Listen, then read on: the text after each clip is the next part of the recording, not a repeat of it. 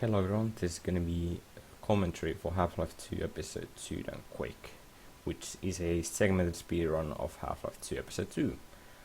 We already did a commentary for this one, which you can see on the Source's YouTube channel. We did it with the whole segmented group, but it was a live commentary, and this one doesn't really lend itself too well to a live commentary since there's a lot of stuff happening in like the first 4 minutes, and you can't really go over every single detail. We just had to like scratch the surface and tell a little bit about like the progress of making the run. So this is gonna be more about the tricks, and it's gonna be more in depth than that explanation. So I didn't really feel like making one at the time when the run came out, but recently I've been feeling like doing this. So even though it's like a year and 3 months late, hopefully someone will be able to enjoy it still. So let's start playing the video.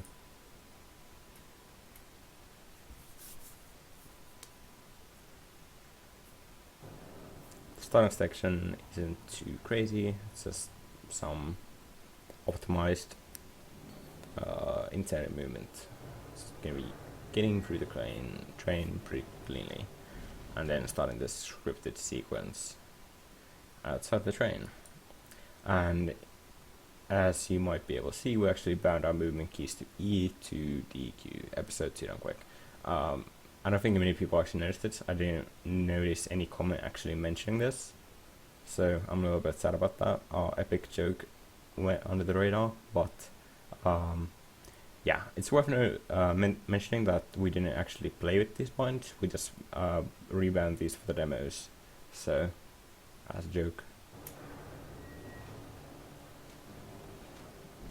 A lot of people actually commented on that on the Portal test run, where they thought I actually played on the keys NEAT, neat, and yeah, we didn't actually play with them, we just bound them for the demo. And this is a pretty old trick in terms of speedrunning. It's called wall climbing, which has been around since, it's been around in different forms since the start of Half-Life 2. It's a little bit more useful in old engine, but in new engine you just jump off of a prop and then grab it again, and then jump off it again, grab it, jump, grab, jump, and that allows you to get a little bit high, and that allows us to get out of the train. I guess I should probably explain what old engine and new engine is. Old engine is the original version of the source engine, which was the version Half-Life 2 was on, and then new engine is episode 2 onwards, and then Half-Life 2 and episode 1 were also ported into new engine in 2010. But episode 2 was on new engine ever since its release, so there's no old engine episode 2, and I guess I'll get into that later, but the whole ABH thing. But this is also another old trick. This is called teleporting, which is smacking an NPC with an item, and that causes them to think they're stuck, and then that activates some sort of a failsafe, so they teleport into their destination, and then in some scripted sequences that saves a little bit of time because the sequence progressing is dependent on the NPCs reaching a certain location. So when the NPC gets there, something else happens, and then it just speeds it up a little bit. So that's always useful for speedrunning.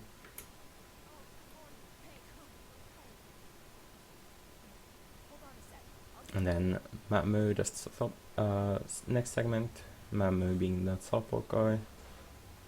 Did a lot of cutscene segments in Duomo. Can't even speak, but it's okay. And then we're actually waiting for this cutscene because we need the gravity gun. That's why we're waiting around. I'm not going fast, and now we're gonna go fast. So, main method of movement, ABH. It works because Valve tried to patch bunny hopping, which was useful in Half-Life 2 old engine. We just hold W and then jump, and then you go forwards fast. It was kind of dumb, and then Valve were okay. Let's patch this, and then the patch was kind of not really well thought out, since they were like, okay, what if the player is going too fast, then you just accelerate him backwards a little bit so he doesn't go as fast. So, obvious way to exploit this, turn around, and then you actually get accelerated more. And that results in ADH and some crazy velocities. And then you can build up some serious speed with just a couple jumps, and then since we have a lot of speed, we can just launch off of that slope over there. You see a bit of much speed, and then you fly in the sky. And then we're at the top of the map, and when we're gonna get stuck into some two-dimensional trees over here. And whenever you're stuck in Source Engine, if you save and load, you go down a little bit. And in old engine it's actually up, but in new engine it's always down. So in old engine you'll see people jump over or under stuff out of bounds, and then they'll save load up, and it looks like no clip, but it's not actually no clip.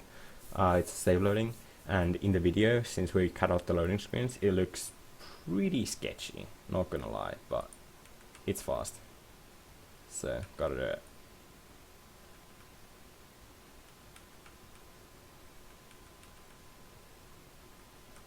Let me see if I actually get to that part of the video.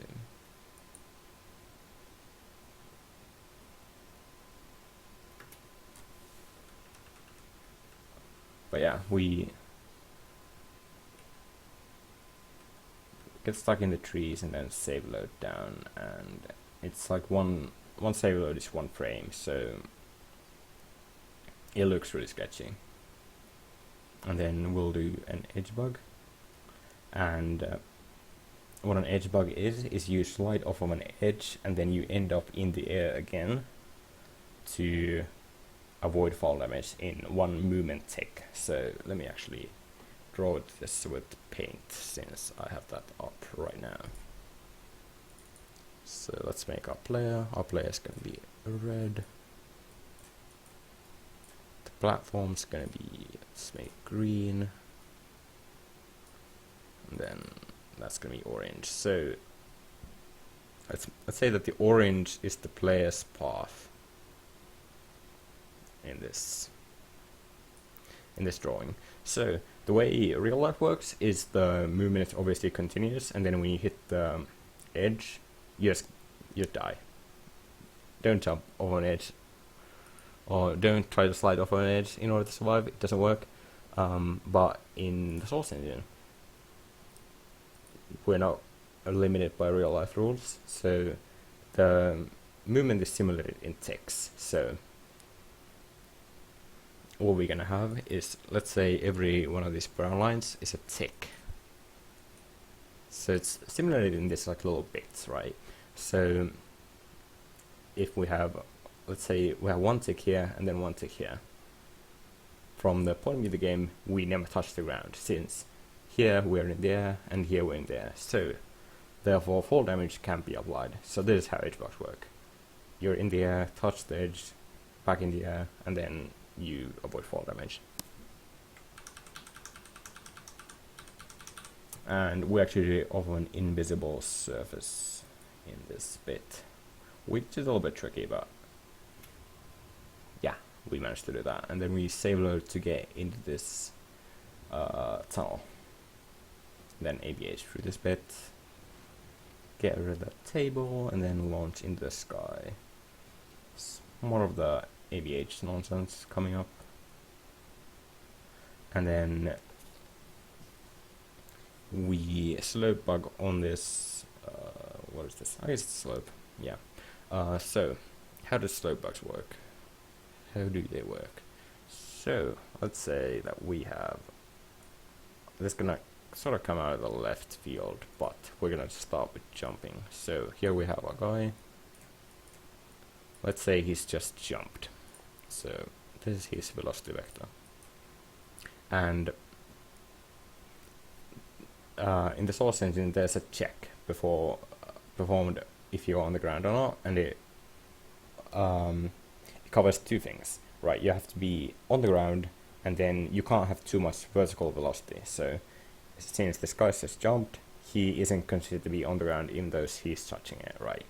So you can't have too much vertical velocity in order to be considered to be on the ground. So why is being considered to be on the ground important? That's when the fall damage is applied. And as with the edge bug example, if you aren't considered to be on the ground, you can't get any fall damage. So that's what we're gonna try to do. So here we have our guy again. This time he's flying through the air like we are. And then here we have our slope. And then there's gonna be the velocity vector again. He hits the slope. And then the velocity is converted to be in the direction of the slope. Now, if this, like the upwards component of this vector, if it's more than the jumping velocity, then the player isn't considered to be on the ground. So this is a way to avoid fall damage, since this allows you to avoid the on ground check. So that's how slope bugs work. And then we get stuck in that displacement over there. Displacement is just a term that's used for surfaces that are uneven, that are created using displacement mapping. It's pretty much like all the cliffs are created using this method, and some of the any uneven surfaces created using that method. And they also have some pretty funny collision, in that you can get stuck in them, you can go through them, all sorts of crazy stuff. So they're pretty useful. And then now we're just out of bounds. And in this version of the game, you can actually move out of bounds, unlike in the current new engine version of this game. So even though you're out of bounds and you can move, you're also going to be stuck, which is a little bit weird, but it sort of makes sense, okay? But since we're going to be stuck, you always go down a bit when you save load, like in the displacement examples. So you'll actually see us right there. We actually save load down instead of falling, since it's slightly quicker than falling. And then save load down this bit as well. And then we actually hit the level change trigger through the wall. And a level change trigger is an invisible box that when you go into the box, the level changes. It's just the trigger is just a term for an invisible box that fires some sort of input into the map when you hit the trigger. That might be something like when you hit a certain area that it starts a sequence or something, but in this case it changed the level. And now we're out of bounds, and we're gonna do a trick called, I don't know if it's called anything, but we abuse saving and loading in order to hit the ground faster, and then we use that to ABH a bunch in a row, and that allows us to get quite a bit of speed in a very short period of time. And then we can just ABH off of that surface and then just fly to the end of the level. And we actually use a trick called crouch boosting in here, which is you spam crouch, and that allows you to, that multiplies your speed out of bounds for some reason. If you spam crouch all the time, it multiplies your speed by a factor of 1.5, which is quite a bit. And this jump right here is very precise. It's you can ever so slightly do it. It's very much at the brink of what's possible actually. And that allows us to skip the entire level pretty much. And then we hit the level change trigger and change the map to the next chapter, which is this water coil. And the level change trigger actually extends a little bit outside of this cave into this non-textured room. So that's why you see all this trippy nonsense over here. And we get stuck in the side of this cave, since it's also sort of like a displacement and the collision is kind of weird, so you can get stuck in it. And then save load to get actually inside the level, and then do some ABHs, launch off of that slope, and then up into here. And this skips the entire this waterfall chapter. And this is the chapter. If you haven't really kept up, I wouldn't blame you, but this is the chapter where you're supposed to get the lowell extract to save Alex, but we're not going to save Alex, we're just going to go. She's doing just fine, don't worry about it. And then we're going to get the blank from there, and then stuck launch using it. A stuck launch is a trick related to aviating, in which you get stuck in a prop and then you jump a bunch of times in a row, and then that allows you to gain a bunch of speed. Because of how AVH works, it's applied whenever you jump, so jumping a bunch of times in a row, obviously really good. And then Matt launches off of that pallet, the broken pallet, and then grabs it. And we actually have to, you're going to slow down a little bit here, since if you go too fast when you have a prop, you actually drop it. So we have to stay a little bit under like 1000 ups, which in real life terms, I think that would be around like 70 kilometers per hour. So that's like roughly how fast we can go without dropping any props. I don't know, it's in miles. You can look it up. And then another edge block over this corridor, and then we get stuck into this pallet. And back when we did this was like, I think this was the first uses of prop clipping, and back then the knowledge of prop clipping was very limited, and this sucked a lot. Like I had to grind like 20 hours to get this, and the method I was doing it probably was also really bad. So yeah, this all combined together. This was an awful segment, completely random, and I just jumped into the prop and hope it like spun onto me, so it got stuck, and I could save load down into the corridor. So that's what I did. It took me a little bit, 20 hours, no big deal. And then I just go hit the level change trigger, and then that skips the analog guard fight. And right there you can see me do like a little circular motion before starting an ABH, and this is a, I guess people call it a circle strafe now, but it's a way to gain a little bit extra speed on your first ABH, or your first jump, I guess. And it works because your movement speed on the ground isn't capped properly, so you can go a little bit above the normal movement speed if you just curve your movement, I guess. So you can do like a semicircular motion, and you go a little bit faster than probably. So this is useful for speed running, because you can do it backwards, and then you release S, and then you jump, and then that actually accelerates you because of the ABH mechanic, you know, the bunny hop fix.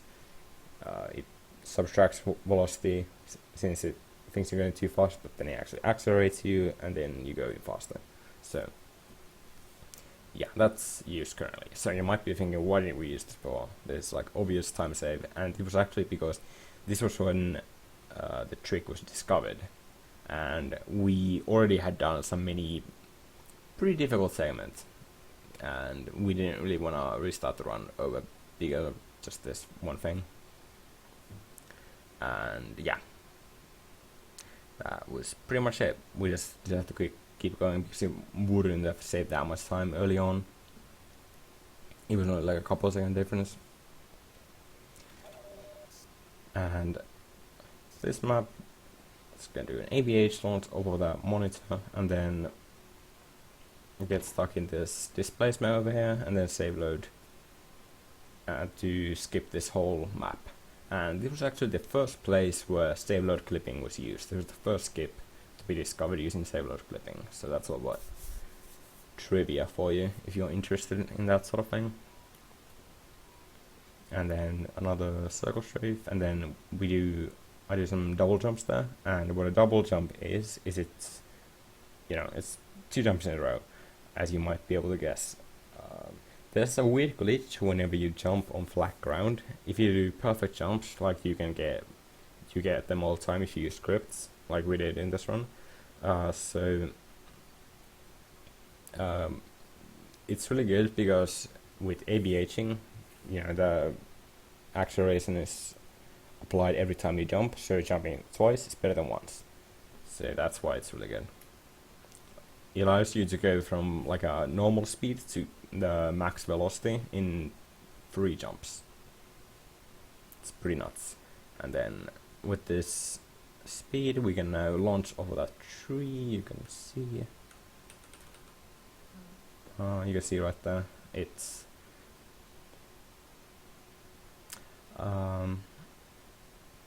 but yeah, we just hit it with a bunch of speed and then launch into the sky. Into the sky, and we go through this 2-dimensional tree because why not? And it's one of those things where I don't really quite know how it works, but if you just have a bunch of speed and you go through that, you can just go through that if you have a bunch of speed. Can't even talk about whatever. And then edge bug to avoid the fall damage, and then gonna ABH and strafe over this fence. And there's actually a clip brush, or a clip brush is an invisible wall, by the way, that is blocking you from doing this, but you can, if you have enough speed, you can just curve around and above the clip brush. And then edge bugging off of this train. Again, edge bugging is a trick where you slide off of an edge within 1 movement tick, so you end up in the air after you hit the edge, so fall damage doesn't get applied. And then just ABHing through this level. And then this is the helicopter map, where we have to fight the helicopter, and we actually have to slow down a little bit so the helicopter doesn't get stuck, so that's why you'll see me hit some edges there. And then just launching the train yard.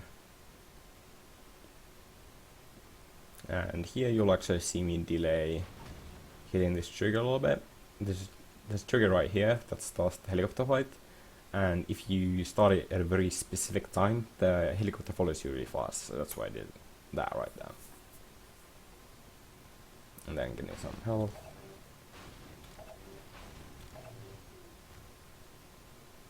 And then the helicopter fight starts. And there's a trick with the bombs. If you grab them from the air, they don't actually start the exploding countdown, so you can just grab them and then hold them and then drop them to the ground, and it delays the explosion. That's pretty useful for this. And then I sort of manipulate the helicopter's movement so that it drops 3 bombs there. It's kind of precise, and it also might be random how the helicopter moves, but it drops bombs in certain spots, so that is a thing we had to sort of exploit. And then there's a trigger right there that destroys the helicopter finally. And normally the helicopter plays like a death animation, then it just goes through all over the place and then it finally flies here. But instead we destroy it right in the trigger, so it skips the whole animation and it saves like 5 seconds. So that was a pretty decent time save there. And in general I just got a lot of the bomb drops. Normally it circles around for quite a bit and doesn't really drop any bombs, so this is actually really difficult to do. And then Matmo does one of his teleport segments again to speed up this cutscene.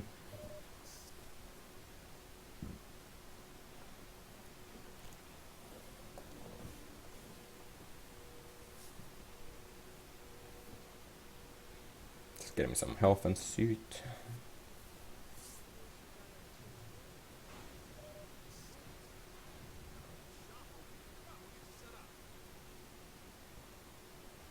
Some more teleports, and then we're gonna get above the corridor.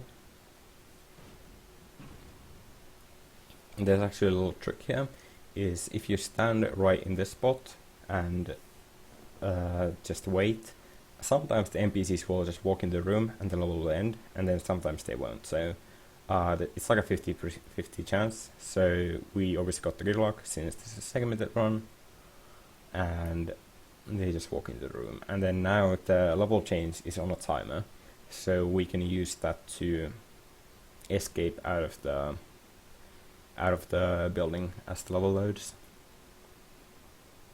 So that requires some pretty good timing. It's actually tick perfect,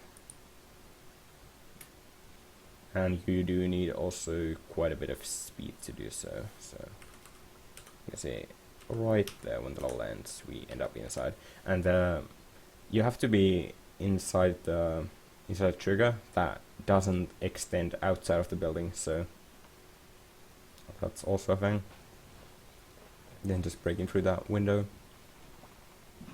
And stuck launching with that box. Stuck launching again is the trick where you get stuck in a prop, jump a bunch of times, get a bunch of speed, then fly through the air. And then I actually had to save and load quite a bit to avoid the auto turret from destroying me, because that like somehow it changes the AI and stuff if you save and load. Then I break this window, and then age bug on this on like this trash over here. This trash is slightly higher than the rest of the floor, so you can age bug on it. This is probably my favorite age bug in the run. And then getting some grenades, and then Bayrain chucks the grenade in there, and then punts himself through the window, and then we can do a stock launch with this crate, and then fly through the air.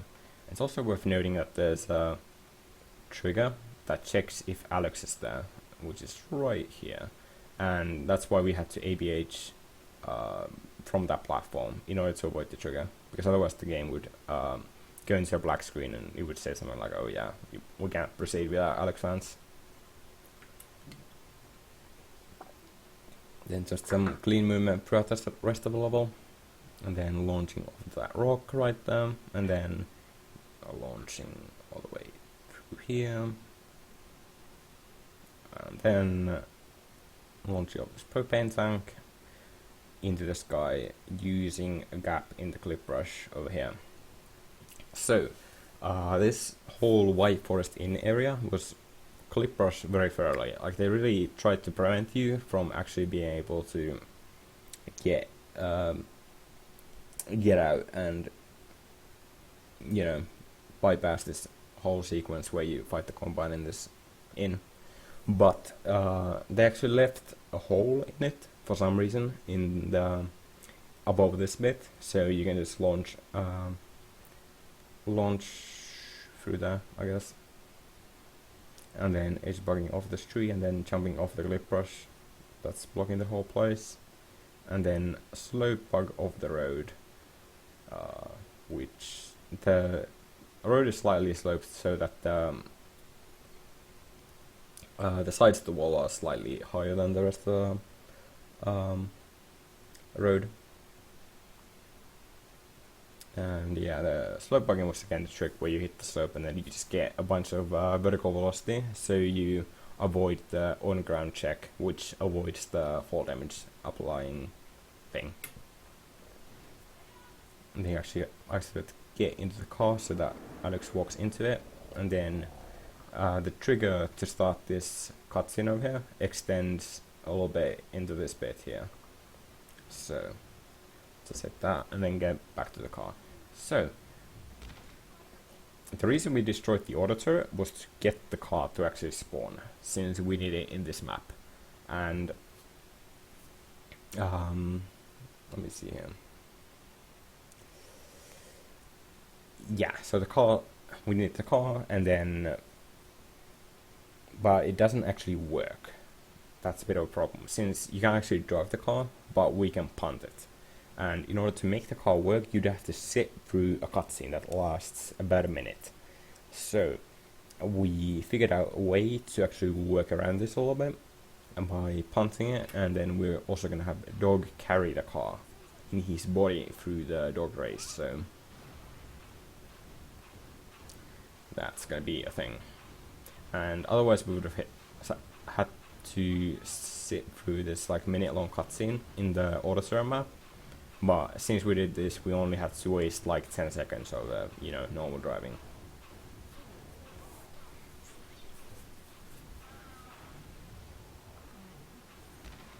So it's pretty good trade-off. And then if the car's upside down, you can punt it quite a bit faster.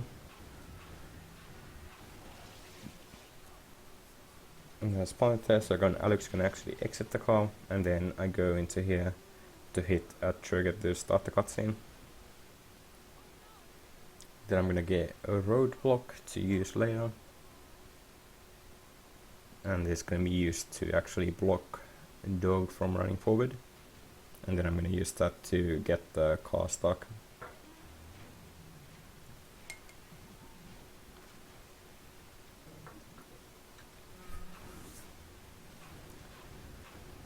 And then I'm gonna punt the car back to the rock so I can actually flip it around.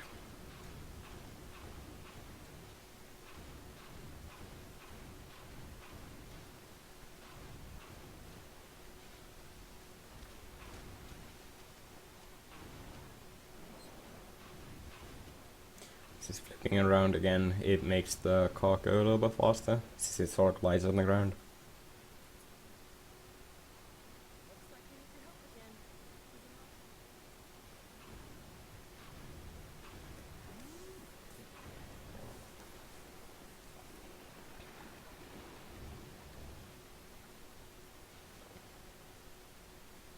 I have a little bit of time to mess around here. Nothing to really worry about though.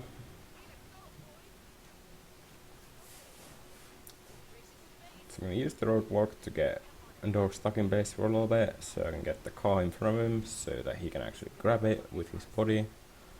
And then he's just going to carry the car through the race. I actually thought I was going to use that roadblock to get the car stuck again, but I just managed to use the saving and loading aspect to keep the car stuck, since that sort of like changes how the car stays inside dog's body for some reason. Like whenever it's in a good position, it gets stuck better, but then whenever it's about to break out of the good position, it just gets worse when you save load. So that was a factor. And if you save load a bunch in a row, it just flies out of a dog. So I just used that there to make the car fly a little bit quicker to the cutscene.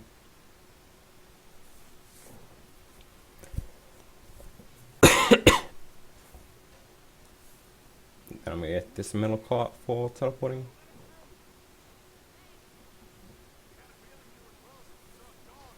And then in this cutscene, you're gonna need to teleport dogs. So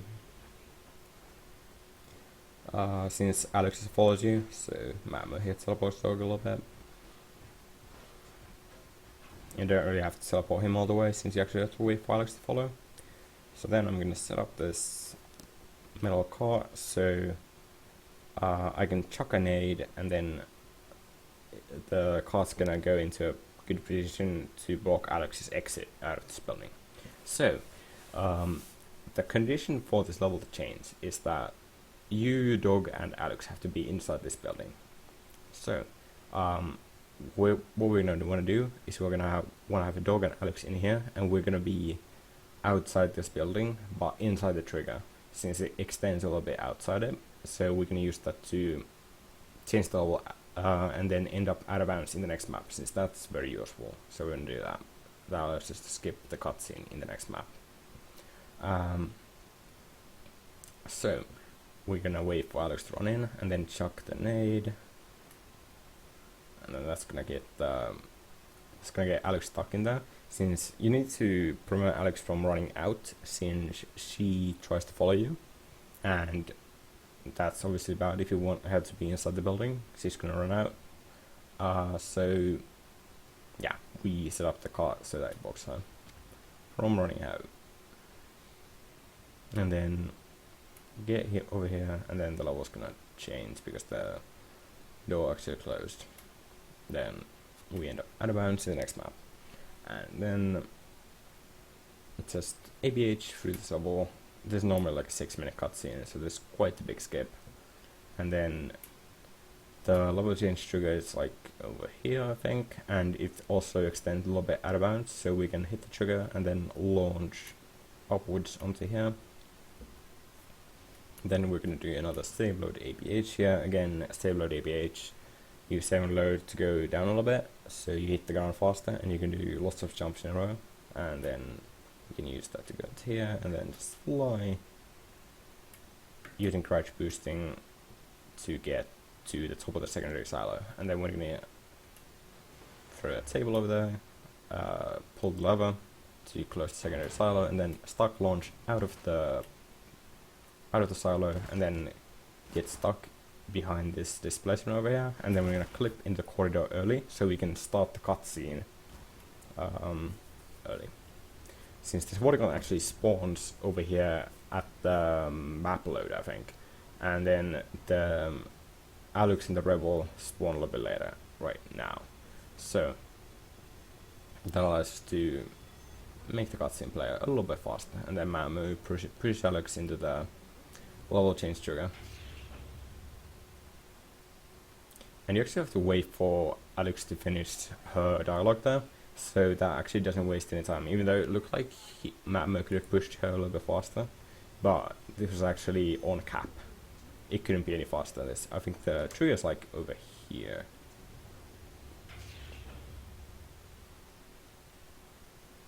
So then there's an 8-minute cutscene with not a lot of going on, so I'm just gonna skip to the training ground where there's some strider shots, which are pretty flashy.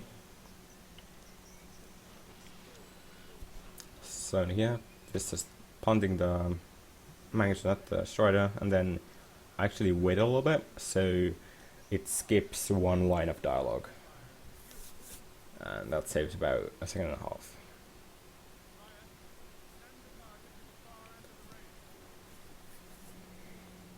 And then we use the grenade to blow up the strider, or the second magazine, I guess. And then this is Zig's only segment where he just spawns the magazine there quickly. That saves like 0.1 seconds, since we just avoided the cost of switching weapons and then shooting, which would be a little bit more than what the travel time is. So that allowed us to skip like a tiny portion. And then I can wall climb over here, and then get stuck in a displacement, and then I'm out of bounds, and then I can just get into this room that's right behind the door. And then here are 80 God save load segments, and 80 God just messaged me about if he can do the save load segment for this run when we were making it, and I was like, okay, you can make some. And then yeah, he got those. He's 0.6 seconds of fame or whatever it was. And then here we actually do, the reason we actually got behind this door was because we wanted to save a little bit of time. That's always good. So for the level to end, the door has to start opening and then close.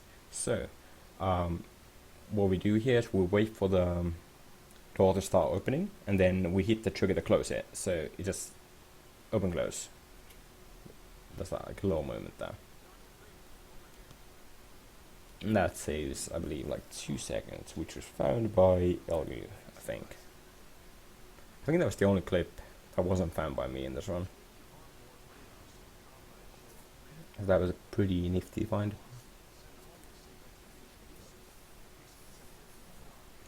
Then there's teleports here, which nobody really cares about, sorry lmao. And then there's the driving backwards bit, which was discovered by a guy in CubePhase's chat.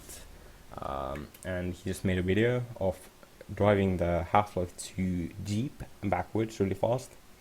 So it just turns out that there's no cap for the car. There's no speed cap for the car backwards. So you just keep accelerating if you use the turbo.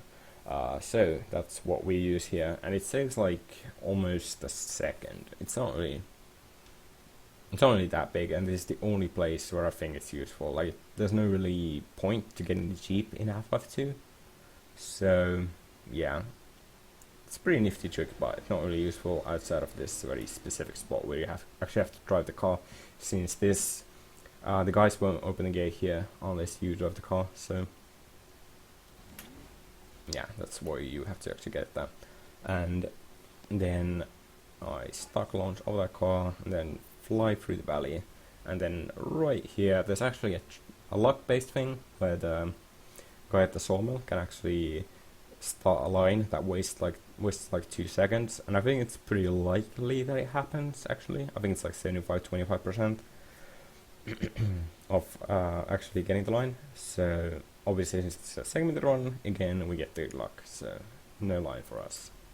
2 seconds saved, and then we have like 20 seconds during this cutscene to set up for the first 2 striders. So gonna get 2 magnuses from this cabin over here.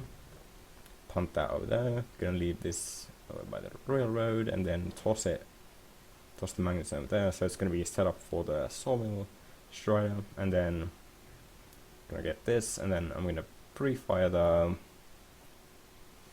crane strider, since there's gonna be one spawning over here behind this crane, and then there's gonna be one spawning at the sawmill. So let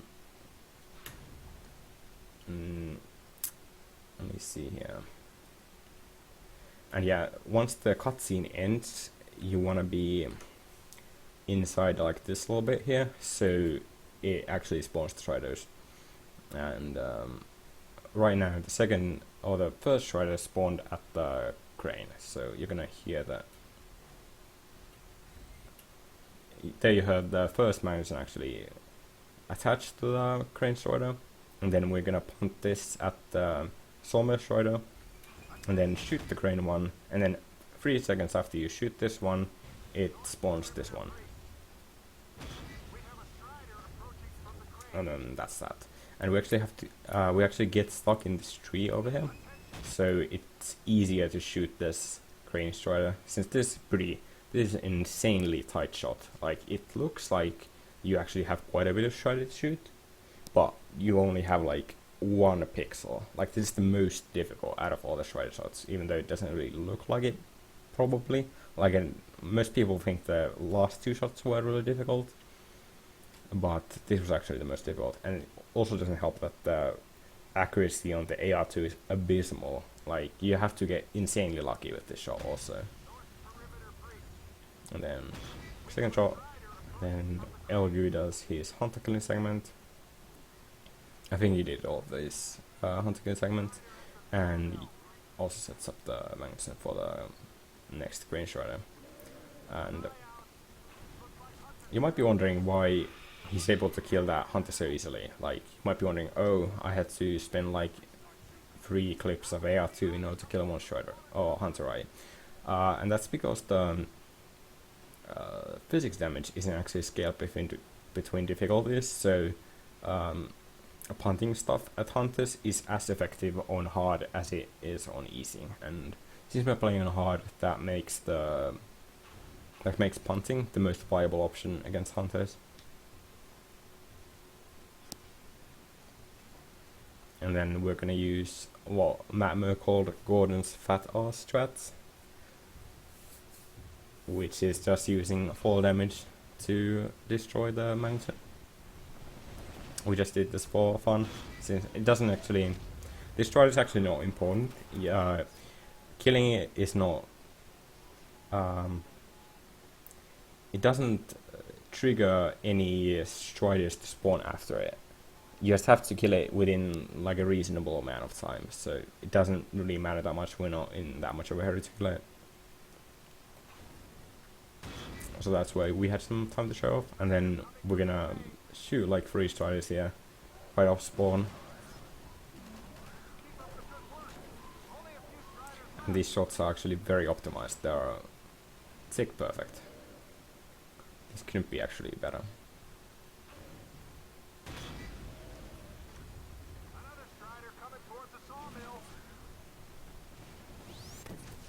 And the third one,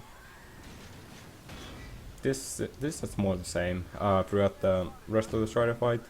It gets a little bit more interesting towards the end with the last 2 striders, but yeah, this is more of the same. Just killing the striders of pawn, and then killing the hunters using physics objects mostly.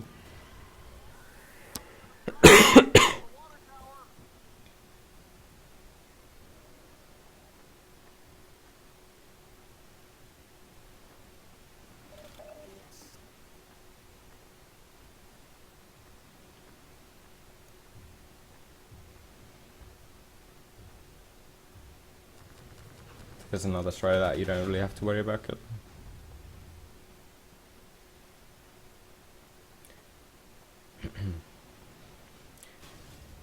All of the traders that we kill, or almost all of them that we kill right off spawn, are important ones that actually immediately trigger another strider to spawn after like an X amount of time.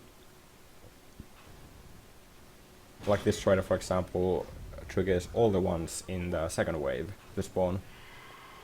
I don't really remember the exact times, but yeah, it triggers all the striders in the second wave to spawn, so all of the second wave is on a timer. And then there's also a little bit of a break here, in which we can get some ammo, some health, set up some munitions, kill some hunters.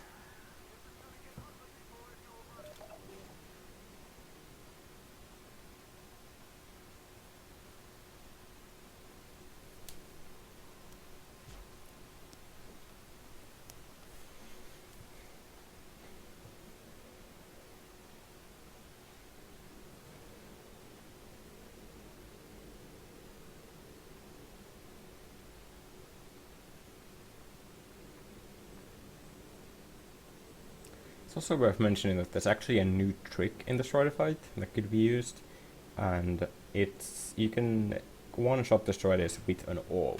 And the way it works is you shoot an orb and then you grab it from the air with a gravity gun. And for some reason there's some sort of an oversight that happened with the gravity gun orb damage. If you punt them, they just do like six times the damage. So you can just one-shot striders if you have precise aim. So the reason that's actually useful is because they have quite a bit of travel time. So you can do these like a long-range shots with the orbs, and then while they're flying you have time to do some other stuff. So that's actually pretty useful one. Like the striders at the end, since you can just punt them and then go to the go near the end of the level while they're still flying. So I think that could save like at least 5 seconds in this fight, but at the time it wasn't known, so we didn't use it.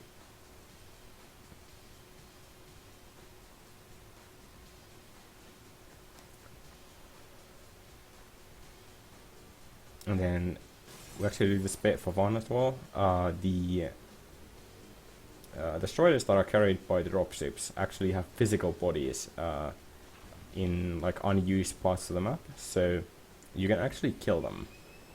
This doesn't really affect anything, but you can just do this for fun, and you'll actually see the model of the strider drop off the dropship right there.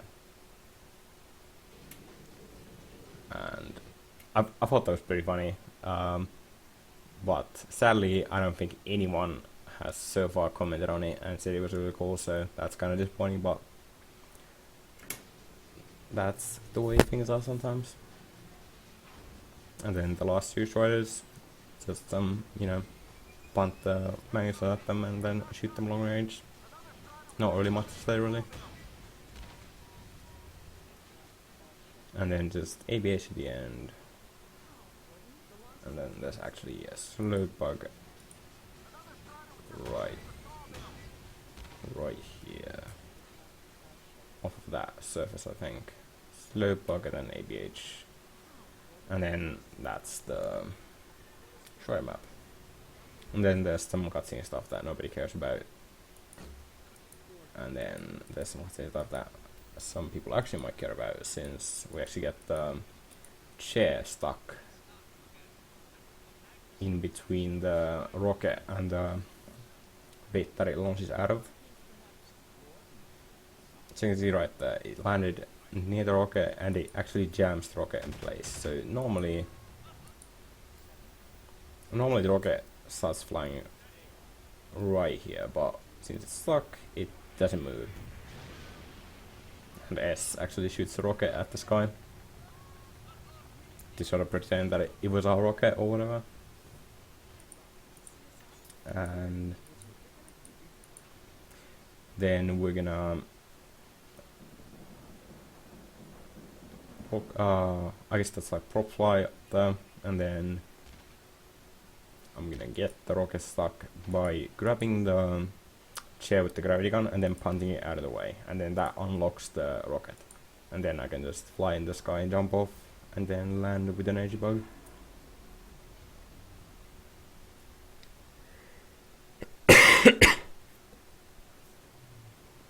And then I'm gonna kill one of these advisors, since that glitched out the cutscene. Again, this doesn't save any time, just wanted to show it off because it was fun. And then there's some teleports, and then there's the glitch cutscene, in which they just stand around awkwardly, and it looks kind of fun. So, what are the improvements that could be made in this run? So, for the first cutscene, there's actually a skip in which you just get out of the train by clipping with one of these crates or the suitcases, and then you just go to the end of the level using a new trick that was found, which is called I guess there was a easier version of prop clipping found, and you just prop clip in this tunnel right here, and you'd end up in an out of bounds area, and then you just ABH to the end of the level. And the reason the gravity gunless route wasn't possible before was because of this table, actually. That prevented us from going to the end of the level. So, with that, we can actually not get the gravity gun. Plus, also at the time we made this one, that couldn't have been done since save deletion wasn't really used at the time. Like, people thought it like broke the continuity of the run or whatever. It was a little bit silly in my opinion, but since then people realized that it's actually a good thing, that we should use it. So and now this route could be used in a run, and it would save like 40 seconds, I believe, over the route that we currently do. And then for the dog race map, there's actually a skip for it now, which is you can do a clip with this metal cart that I'm currently holding, or Mam is currently holding, and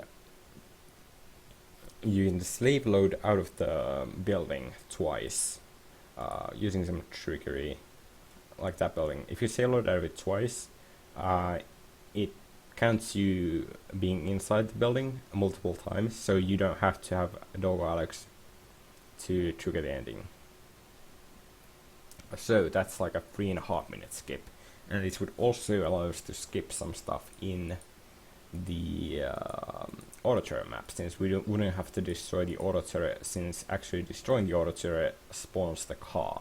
So we could just, instead of going into here, we could just go to the end of the level and skip this whole auto turret trip. And then the orb trick in Strider Fight could also save like a decent amount of time. I think it would save somewhere around like 5 to 10 seconds. I'm not sure if there's anything else really. There's like general movement optimization that could be done, but if this is gonna be redone, it's most likely gonna be a task one, which is a tool-assisted speedrun, and it would probably be more worthwhile, since I mean segment runs have been a poor man's task more or less for a long time, since we're using scripts already, so it's not really like a legit run in some sense. I mean, depends on your feelings on scripts, but it's in many ways it's just a poor man's task, since like people just segmenting so heavily that it doesn't really have that much competitive aspect to it anymore. So in all the ways, the making a task run would be more worthwhile. So if there's going to be a rerun, it's most likely going to be a task. So that might be a thing in the future. And then there's the credits, where we just have the runners and yeah, people help. Actually, some people, or one person, no, two people actually messaged me from this list, and then they told me like, oh, I didn't do anything, why am I even on this list? And yeah, that was great. Just thought that was pretty funny. And the amount of times, and then there's some quotes from. These are most of these are from the Skype group that we have had for this one, because this was back when people in speedrunning actually used Skype and not Discord. So yeah. And then there's also some Duomo comments, some other YouTube comments. It's probably my favorite Duomo comment.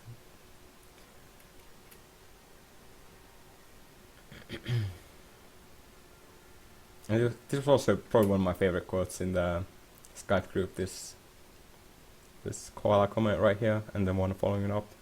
This is like the most Australian comment you could make.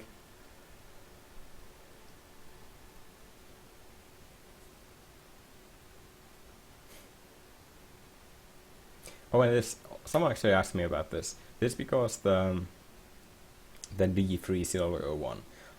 This is because all of the Citadel maps. I'm not sure. All I know is that in the credits for Duomo, the map D301 was listed multiple times, so that was sort of became like an in-joke inside the Soul Sons community. So this is where this quote came from. And yeah, that's pretty much it. If you have any questions, then take them to your grave. Peace.